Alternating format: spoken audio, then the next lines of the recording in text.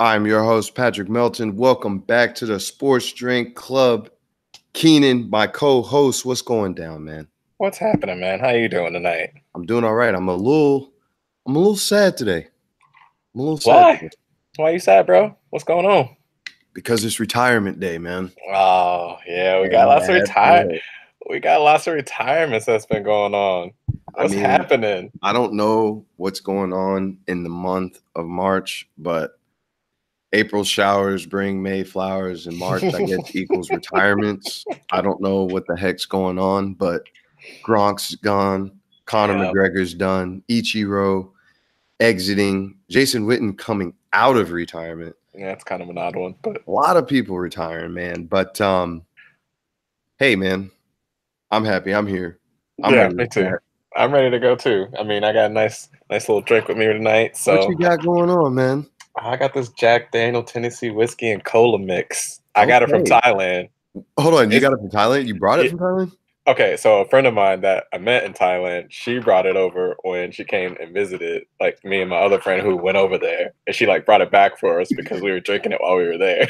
Okay, okay, okay. Yeah, so I figured I'd bust it out tonight. You know what I mean? Hey, man, not a bad, It's my not second episode. not bad to do it on the second episode. No. Hey, but big news that happened this week.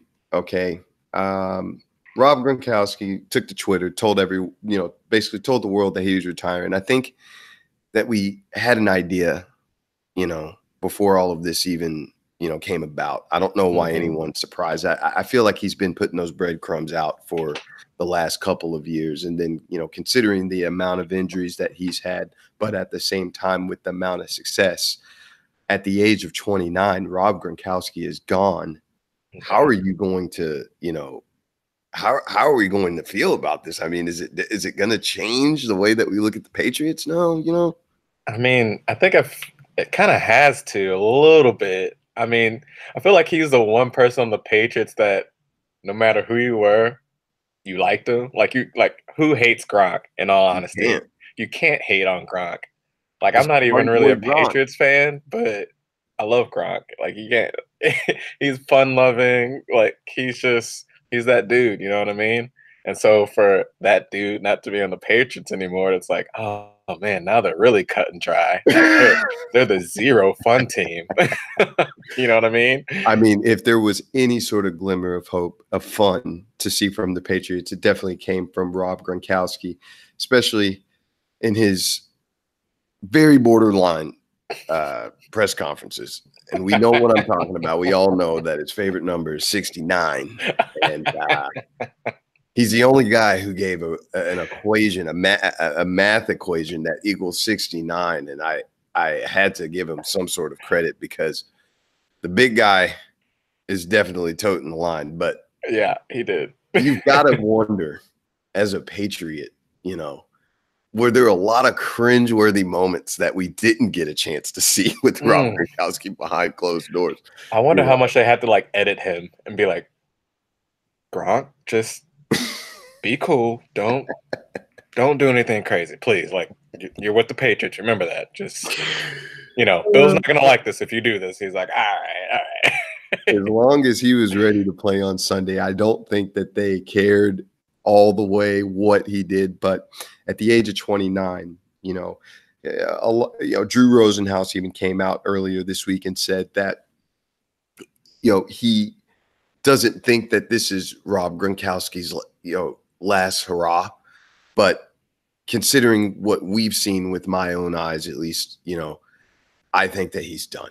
I mean, a I list do of too. injuries that, from head to toe, that we can definitely name. And he's only 29, along with the success. So obviously, but you got to say that the big guy definitely looked different in the last 3 seasons that we've seen him. No?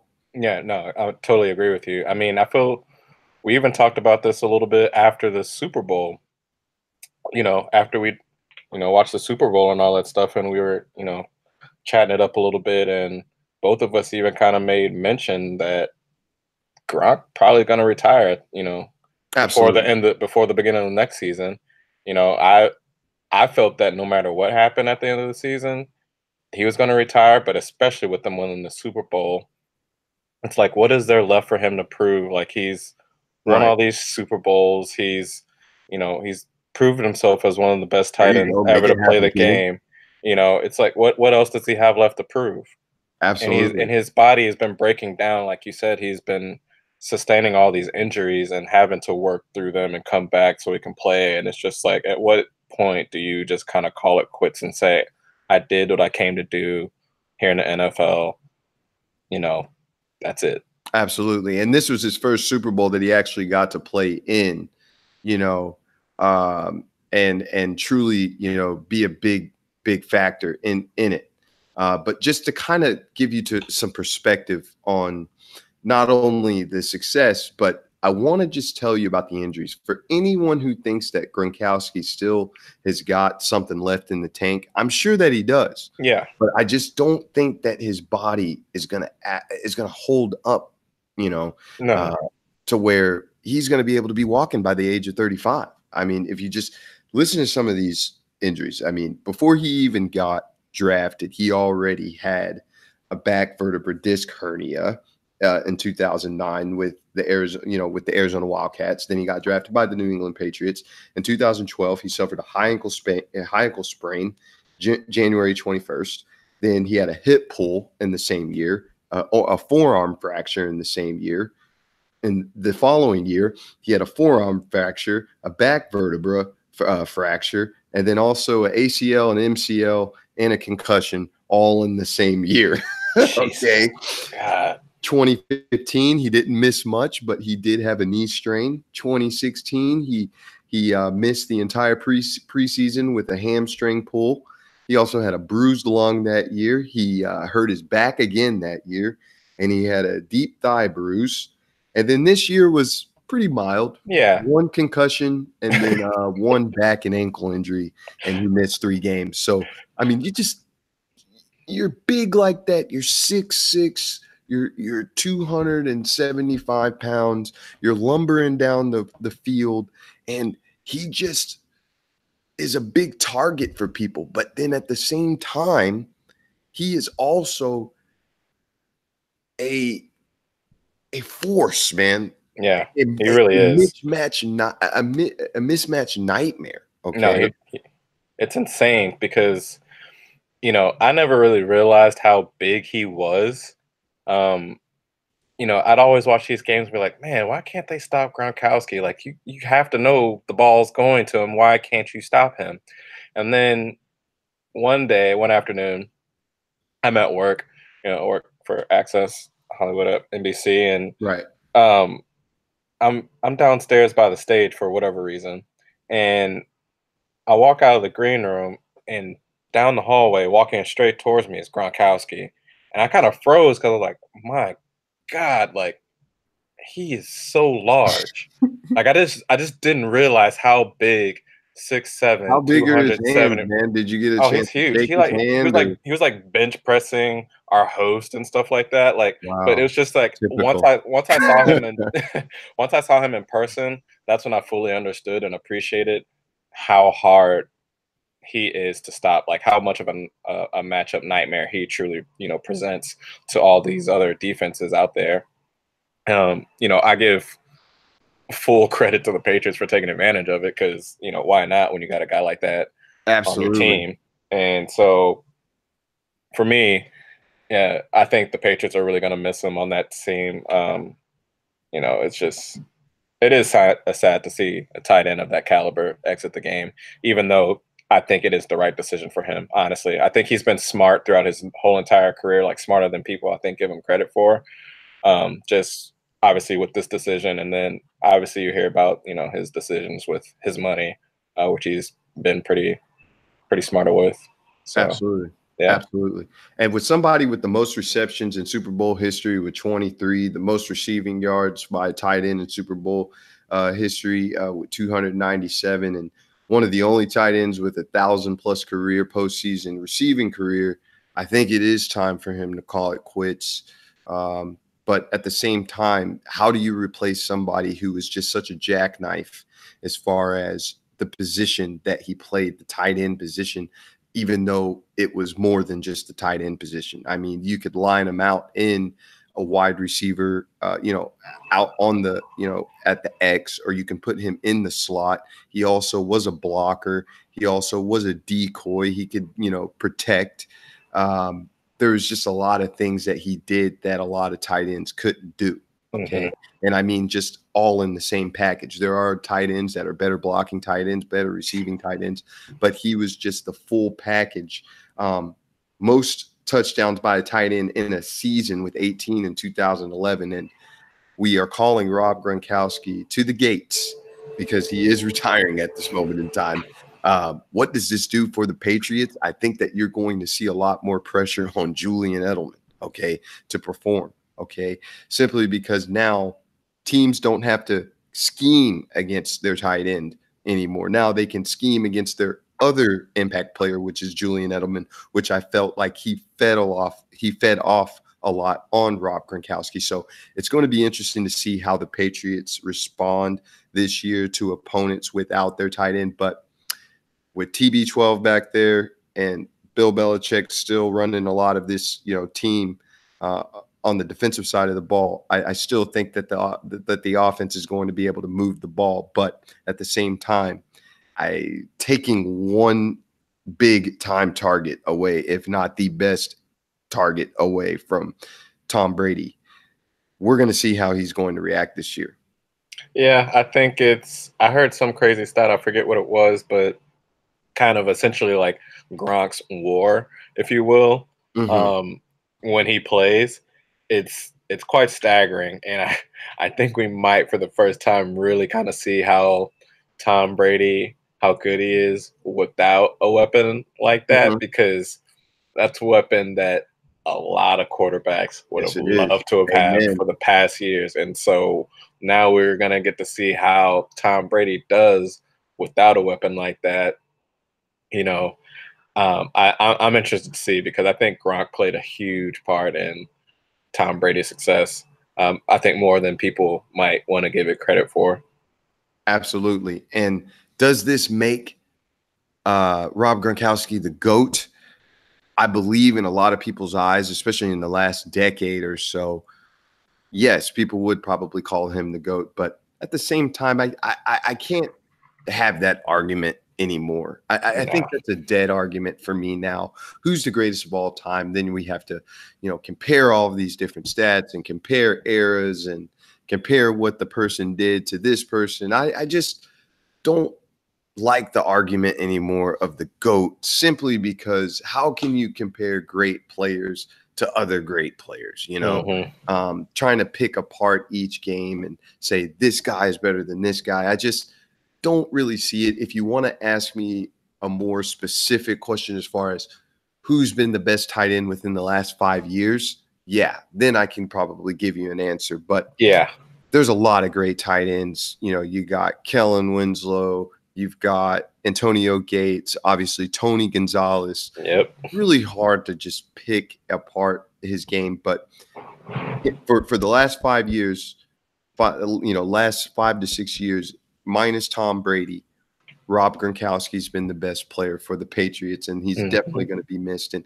is he the GOAT of their tight ends? Yes, he's the greatest of all time in the Patriots organization. Yes, he is. There's no question there. He's by far and away the best tight end the Patriots have ever had and might ever have. Absolutely. He's one of the best players that they've ever had. Yeah. Like they should retire his number, in all honesty. Absolutely. Well, there were some other guys who have retired on the same day your boy, Mr. McGregor, Connor, has retired. He took to Twitter saying that he is done with, all mixed martial arts, and he's going to focus on himself. Well, we have heard this before. Yes. How much of this do you believe? I don't know. I'm iffy to fall for the trap. I feel like he might just be saying that just to kind of give himself a break and then do the surprise, hey guys, I'm back. Right. But I don't know. I mean, it could be. Obviously, anything could be real. He could truly be done. And then the question is, what's he going to be doing now that he's done? How much of this do you think is a ploy to just either maneuver and get more money out of the UFC, or maybe he's just bored. Which way are you leaning? But is he bored? Like he's had some tough fights. I know, but Like he's always $100 million man for standing in a ring with Mayweather. I mean, how much more motivation do you need? Yeah, I mean, I just feel like he shouldn't be bored. Like that shouldn't be the reason why he's leaving. It's not like he's just killing every single competition, every single fight that he's in, and just he's just flicking his finger and people are falling down KO. I mean, just after that whole Khabib fight, I just haven't really seen much from him. I don't really believe it. I think this is a ploy to try to get more money or maybe maneuver his way through the UFC to get more control. But obviously, Dana White's not going to give up any control anytime soon. So who knows? I mean, and also I do believe that his passion has kind of died. I don't think that he trained properly for the Khabib fight. He went out there and got mauled. He had some moments where he could have taken over the fight, but Khabib clearly from wire to wire just absolutely mauled him to death. And as you could see, conditioning was a factor. Just don't think that he was that serious. Did try Proper 12. Very good Irish whiskey. Please, I would recommend to go get it. It is about $19.95 a bottle at your local liquor stores. Okay, I'm gonna try it. I'm gonna scope it. I'm gonna get it. I'm gonna give it a try. I'll give you my review. But I mean, I think you're right in the thought process of I don't think his mind is in it, at least not the fighting aspect. I think he's clearly all in on the talking mad shit aspect, but absolutely. I think he loves doing that. I think that's one thing that you can't say he's lost a passion for. No, he has because he's very good at that. But he's very good at marketing himself. He's very great at that's what I'm saying. So I think there's a part of him that really enjoys that aspect. But as far as the actual fighting, it does seem like his passion has kind of diminished, or his want to really excel and be great in that field has kind of diminished a little bit. Absolutely, I believe so. The thing is, at the end of the day, Conor McGregor is a mystery waiting to happen. We will see if he makes his return to mixed martial arts or if he's just going to continue to promote Proper 12, which I do recommend you guys to go get and mix with ginger ale. Okay, now, I love ginger ale. The Universal Hit King has retired. Earlier this week, Ichiro played his last professional baseball game with the Seattle Mariners as they took off in the opening series in Japan edition in Japan when the Mariners took on the Oakland Athletics. As we saw, which I did wake up at 5 a.m. to watch that game because the game was in Japan. He did go 0 for 4 or 0 for 5 and did not record a hit, but Ichiro does leave the game with 3,089 hits in the majors and 1,278 hits in Japan. And some people do believe Suzuki did surpass, Pete Rose. But me personally, I think that he did a lot more than that.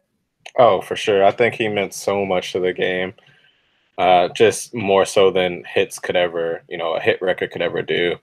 When he came over from Japan, I mean, talk about capturing, the hearts and, the admiration of all baseball fans. I mean, he was such a figure and a force immediately when he came over from Japan. Everyone was excited to watch him play, and then just everything about him from, his when he's in the box, his ritual that he would do, to the way that he hit. I think he would, and just the efficiency that you saw him play with, I think really he captured the hearts of everybody. And not only did fans appreciate him, but every single player that you hear talk about him, his teammates, anybody that he came in contact with, nothing but the utmost respect for that guy. Just a stand-up baseball player. I think he was everything that any organization could ever wish to have. And so, and just in all honesty, I think he was such a huge figure for just the game of baseball. Absolutely. Yeah. Well, he was one of those guys who opened up the doors, for the Japanese hitter, the position player. We had already, Major League Baseball has been introduced to, the Japanese pitcher, but the actual Japanese position player, we were not introduced until Ichiro came over. And what people don't realize is that he had already played 9 seasons before he had reached the United States. So when he hit here, he was already in his prime. And we're talking 11 or 10 straight seasons with 200 plus hits. Okay. 200 plus hits. Yeah. 11 straight seasons. I mean, let me just make sure that I'm, getting this right for the people here. Yes, 11 straight seasons, man. I mean, it's mind-boggling. That is mind-boggling. Like, that is so hard to do. And the goal along with those 11 straight seasons was 8 100-hit seasons, okay? So, I mean, 8 100-run seasons. I apologize. So, no, he didn't do it from a part where he was a power hitter. He was a guy who got on base, and he got on base a lot. He also walked a lot. He also played stellar defense. There's a reason why this guy, had so many silvers, had so many Golden Gloves and had so many Silver Sluggers, is because he himself was the type of person who concentrated.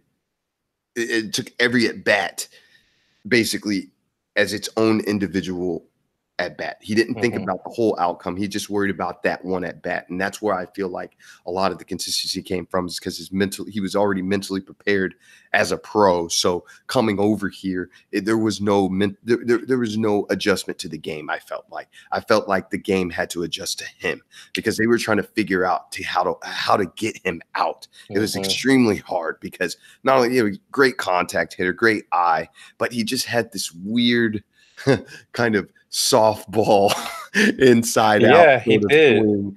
That people were like, I don't know how to pitch to this guy. But I mean, one icon for the ages, and I'll never ever forget this guy. I was so happy that I got up at 5 a.m. to watch his last at bats. But unfortunate that he didn't get a hit, but it was absolutely a joy to watch. Yeah, no, and to see all the players, his teammates, how emotional they got, when they subbed him off, and let him kind of get his standing ovation, to see his players, like, not only you saw D. Gordon crying, you saw Yusei Kikuchi, who the Mariners just acquired this season, and to see the impact that he already had on Yusei just within that short time span. Who knows what kind of effect that he had on him, like you say, just, watching him from afar and maybe being this idol of, like, I want to, try to be like him. Absolutely. And make my mark in the major leagues. I think that's something special. I even heard that D. Gordon took out an ad in the newspaper, like literally paid a bunch of money to take out like this whole page ad thanking Ichiro for everything that he's meant to not only baseball, but him and the Mariners, and to see like Ken Griffey, there giving him a hug and all that. I think that just showed you how much he meant not only to the Mariners organization, but the game of baseball. Absolutely. I mean, the guy hit over 300 for 11 straight seasons. Like I said, with over this is just stupid. With over 200 hits in 11 seasons. Okay. I mean, just think about that for a second and how hard that is to do. Ichiro, unfortunate that he never got an opportunity to win a World Series, but he did play on that. An excellent career, though. He was a part of that team that won 115 games that one season. Absolutely, yes, he was. Yes, he was. Opening up the door for Japanese ball players to come over here to see like Ohtani, okay, which I know for a fact he looks up to Ichiro. I mean, we all know that was, when he first came into the league, the interviews and asking him who your idols were, and obviously naming Ichiro and having someone like him pave the way for those athletes to come over and show that the Far East obviously can come over and compete and play in the major leagues and at the position player level.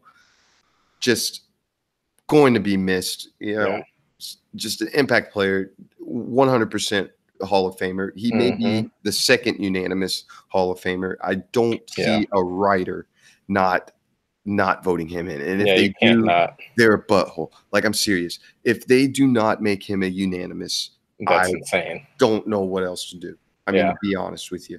I think he'll actually be, if that happens, if he gets inducted into the Hall of Fame, I think he'll actually be the only player in the not only the Japanese League Hall of Fame, but also the Major League Hall of Fame. Really? Yeah. No other players had enough time, spent enough time in both leagues to accomplish Hall of Fame status. So that also shows you the greatness of Ichiro, that he also played, like you said, 9 seasons in the Japanese league before he came over to the Major League League. 9 seasons in the Japanese leagues with over 1,000 hits and average, with an average of 300, with an average of 353. He had 199 stolen bases with 658 runs scored. 118 home runs. Wasn't a power hitter. He had just as many home runs in the 9 seasons that he did in the MLB with 117. Is he the hit king? Me personally, I think that he is. I think he is. I mean, there's no telling. There's no other person that I think of whenever we talk about someone who could get hits basically at will. I think of Ichiro. The only other person that I can think, even though I know Pete Rose, was this hit master.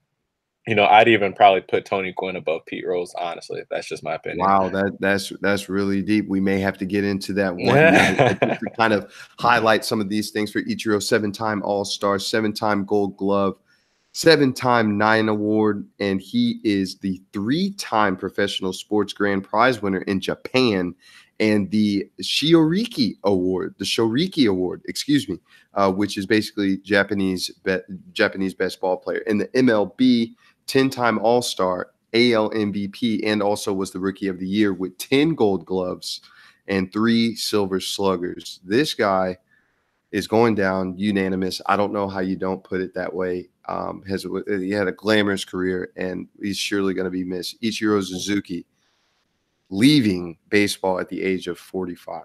Yep. On the other news, Jason Witten is coming back. Oh, man. How do you feel about that as a Cowboys fan? Are you happy? Yeah, I am happy. I'm happy for Mr. Cowboy to come back. I mean, that's exactly what he is. He bleeds silver and blue. I know that we've discussed this before.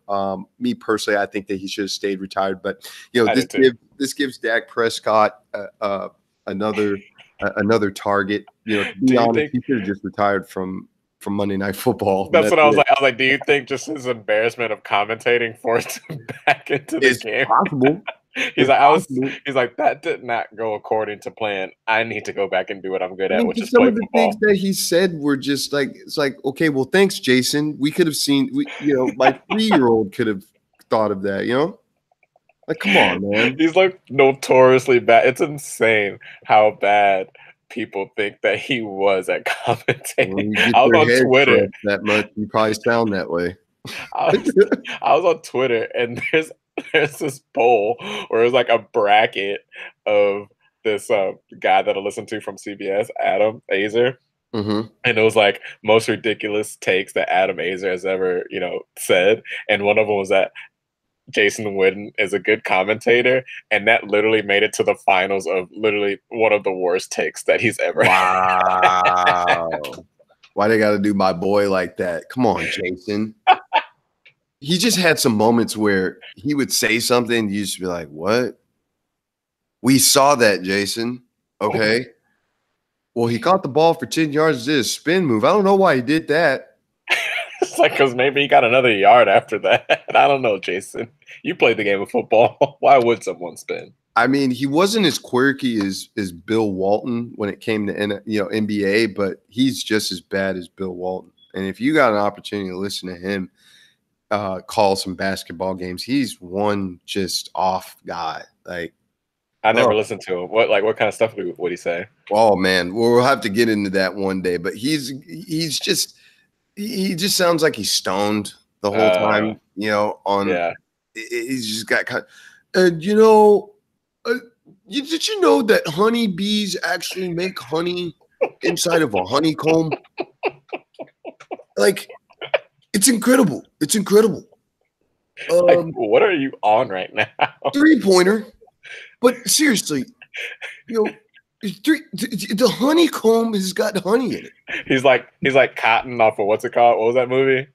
Dodgeball. Yeah. He's like, He just goes off topic all the time. Like, not to say that Jason Witten went off topic. I'm just saying in general, they were both not that good, you know. yeah, And in light of this episode of Retirement Day, they should just retire too from just everything. Okay. yeah. Don't ever.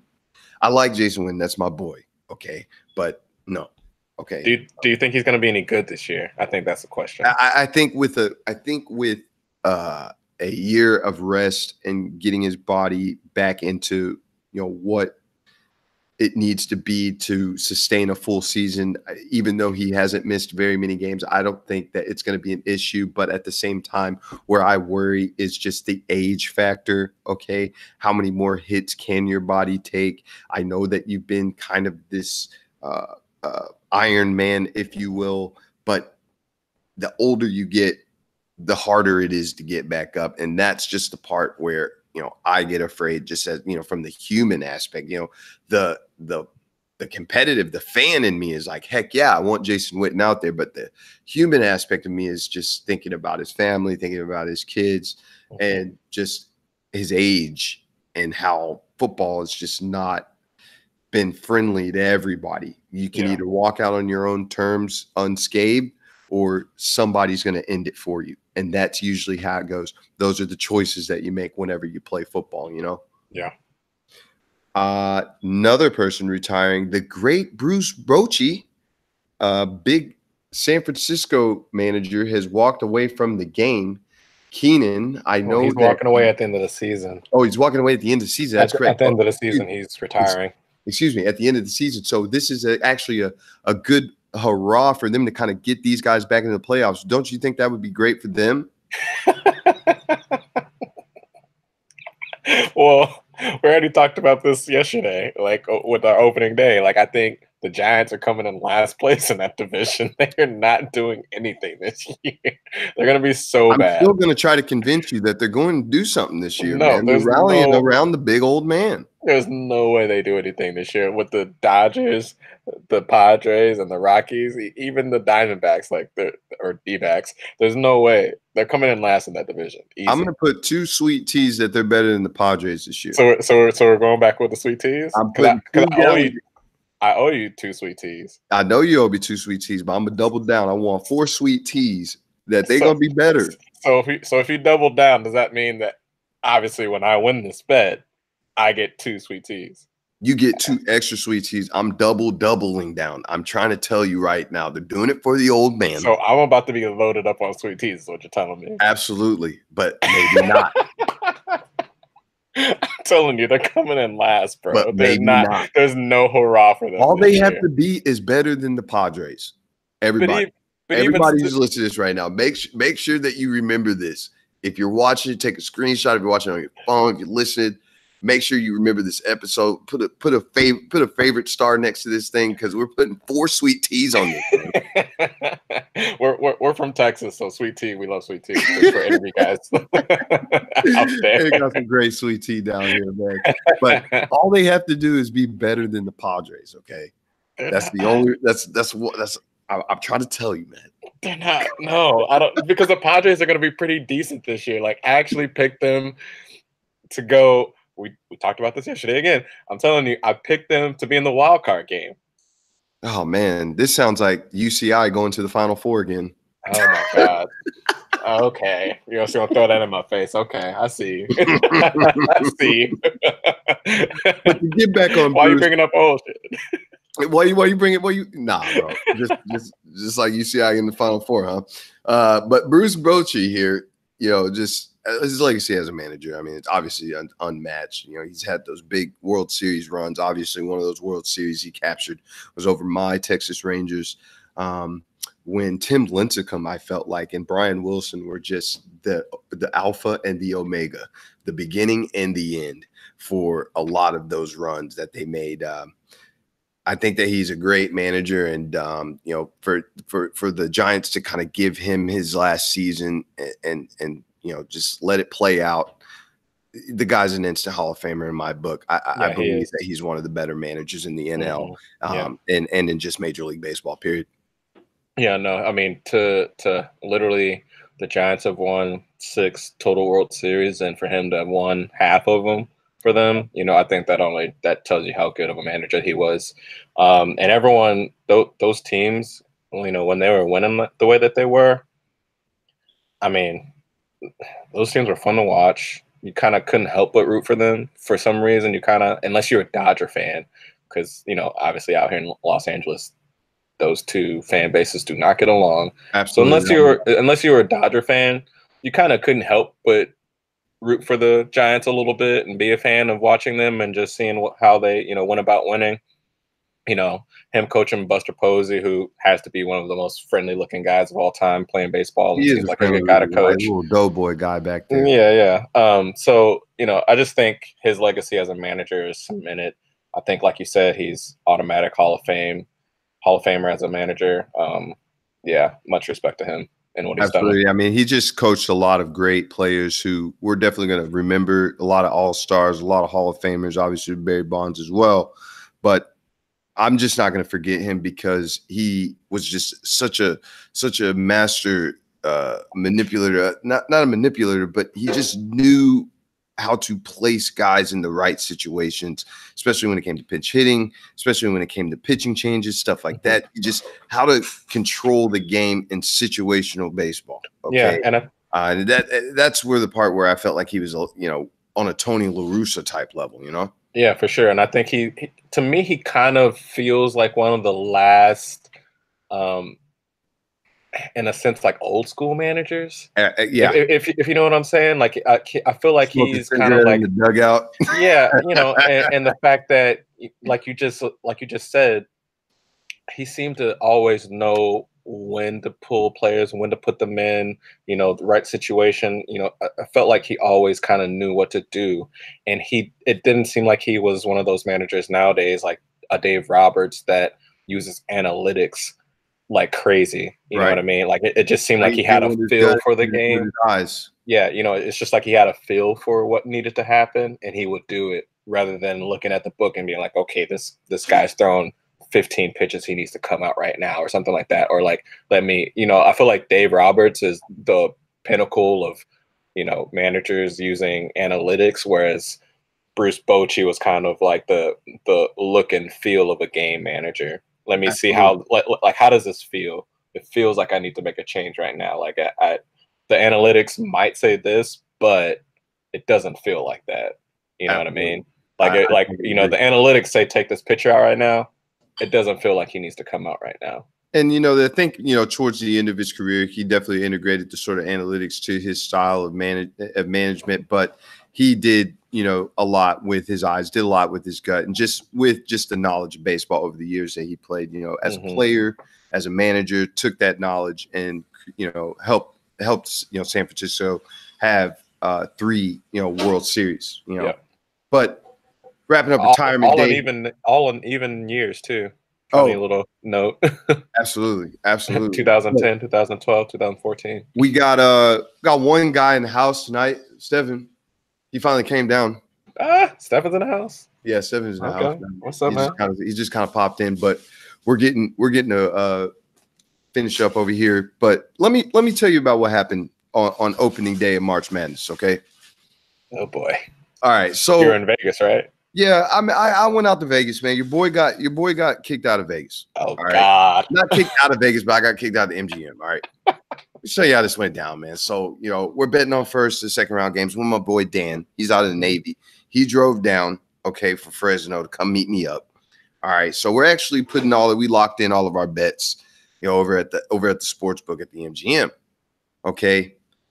We're about halfway through the games, maybe a quarter through the games of the day. You have to spend so much money to get drinks. You know what I mean? Mm-hmm. So I'm getting the feeling that I'm not getting any more attention from the ladies, from the ladies who are serving the drinks. I'm watching all the games, betting just like everybody else. Everybody's getting served up but me.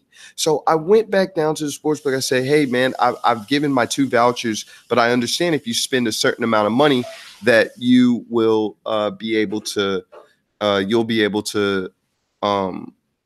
get more drinks. But the dude said I needed to spend more money. He said I needed to get another voucher. Okay. I said, that's bullshit. Okay. And I got pissed off. So I said, F you. All right. And I was a little bit loud and boisterous about it. Dude said, calm down. And that's when I got even more riled up. And I was like, F that. I've spent a certain amount of money today, and I should be able to get my drinks for free just like everybody else. Yeah, of course. One security guard came over, said, sir, you need to calm down. I said, you need to calm down. And my buddy Dan came over. He's like, all right, God, man, you need to just try to pull me off. I was like, no, fuck that. Because one of the guys, one of the sportsbook guys said something smart to me. So if you know anything about a casino, okay, anybody who gets loud and boisterous, automatically security guards just come out, okay?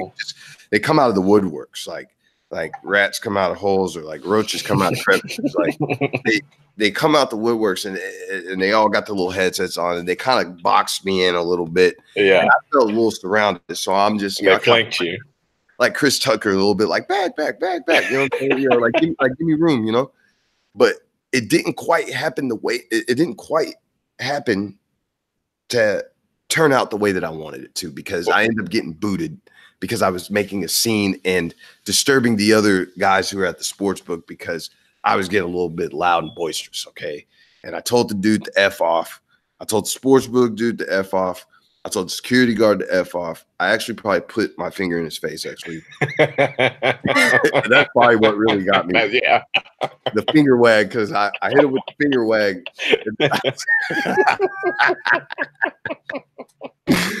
I hit him with the finger wag, and that was just that was pretty much it. My question is how many drinks had you had at this point? I was probably like at 3 or 4. Oh yeah? Yeah, I was probably at 3 or 4, but that was nothing though. I was just drinking gin. Yeah, I was like, you're probably not even tipsy. I was only drinking gin and tonics, man. I just didn't understand why everybody else was betting nickels and getting drinks all day. I'm sitting there betting a quarter. Yeah, obviously I'm using code word here, but I'm betting quarters over here. Yeah. And I'm not getting anything at all. I just didn't quite understand why that was the case. They're just ignoring you. Yeah, pretty much ignoring me, man. Were you like, was it one of those things where it was like blatant ignoring? Like you're just like, hey, and they still walking past you? I guess I just kind of got flagged because I was drinking them very fast. So I guess, and I was tipping every time. So I just didn't understand why I got cut off, or I had to pay more money to get that I had already paid for in the first place. The speed that you drink a drink shouldn't matter how much they serve you, right? They apparently they give everyone a voucher who spends money regardless. You get at least one drink voucher. Okay. Yeah. If you create a couple more wagers or tickets, you get a couple drink vouchers. But if you spend over a certain amount of money, which I spent over that threshold, you get your drinks for free until your bets are done. My bets were not done, and I felt I was, being ambushed, and I kind of hit the dude at the tip of his nose. Oh, no. You did not do that. They didn't get physical with me, but they were just like, all right, sir, you're going to have to go, man. Dan, they said, your boy. They're like, you hit my boy on the nose, bro. Yeah, so we went next door, man, and we ended up watching over there. But, yeah, I got banned for the day. I didn't get banned for life. Okay, that's good. I didn't, I could still. You didn't do anything too crazy. But my face for that tournament day, they did not want to see me anymore. Oh, they did not want to see me anymore. So did you win anything? Yeah, I won, but I couldn't go back inside to go get my winnings. Did you have to wait till the next day to do it? Yeah, my boy Dan had to go back in there and get winnings. So that's kind of how that ended, man. But yeah, that's a funny story. That was my night in Vegas, but. Hey, it is what it is. Yeah. It is what it is. But Keenan, can you tell the viewers here how they can continue to follow us, man? Well, obviously you can subscribe to us on Apple Podcasts or any other podcast directory, that you subscribe to and get your podcast from. So obviously, please, whatever podcast directory that you use, please find us on it, subscribe. Listen, you'll get notifications on anytime we release a new episode, which we will be coming at you at least twice a week. Obviously, you can find us on Twitter at Sports Drink Club. We'll get the notifications on when we do our new episodes, as well as any other. What do you say? And that's DRANK, correct? Yes. Drank. Yes. DRANK. Sports Yes. Drink Club on Twitter. We definitely follow us there. But until next time, amigo, hey, Drinks drinks up. up, man. Yes, sir. Absolutely, man. All And right. today, even though it was retirement day, we're not retired. We will be back next week. No, we're just getting started. Here. We are just getting started, man. Hey, Yes, sir. you have a great night. All right, you too, man. And we're out. Yes, sir.